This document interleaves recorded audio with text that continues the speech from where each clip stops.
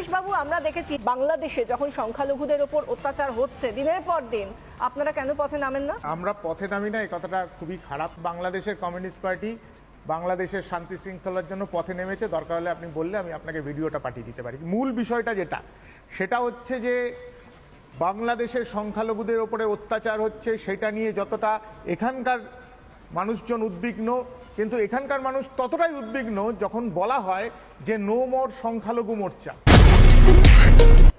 অর্থাৎ তোমার দেশের সংখ্যালঘুর ক্ষেত্রে তোমার কোনো দায়বদ্ধতা নেই, আর প্রতিবেশী রাষ্ট্রের সংখ্যালঘুর ক্ষেত্রে দায়বদ্ধতা অনেক বেশি বেড়ে যাচ্ছে। সংখ্যালঘুদের উপর অত্যাচার হচ্ছে, আমরা তার প্রতিকার চাই, এই জিনিস আমরা দেখতে পেলাম না। আমি যদি তোমার কথা ধরে নিই, ওখানে বাংলাদেশি সংখ্যালঘুদের সাথে সমস্যা হচ্ছে না বাংলাদেশের মানুষের সাথে সমস্যা হচ্ছে, দুটোর মধ্যে তোমাকে স্ট্যান্ড পয়েন্ট নিতে হবে। বাংলাদেশের বহু মানুষ, বহু মুক্তমনা মানুষ, জুয়েল ভাই আছে, যদি আমি ভুল বলে থাকি জুয়েল ভাই বলতে পারবে। ওখানে বাংলাদেশের বহু মুক্তমনা মানুষ, তারা বলছে যে বাংলাদেশের সাম্প্রদায়িক সম্প্রীতি বজায় রাখতে হবে। বাংলাদেশে একটা স্বৈরাচারী সরকার সরে গেছে, একটা নিরপেক্ষ ধর্মনিরপেক্ষ সরকার গঠন করতে হবে।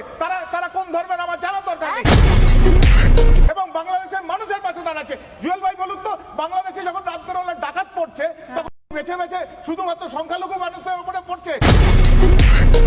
বাংলাদেশের বহু মানুষ আছে যাদের বাড়িতে ডাকাত পড়ছে, রাত পাহারা দিচ্ছে বাংলাদেশের মানুষ।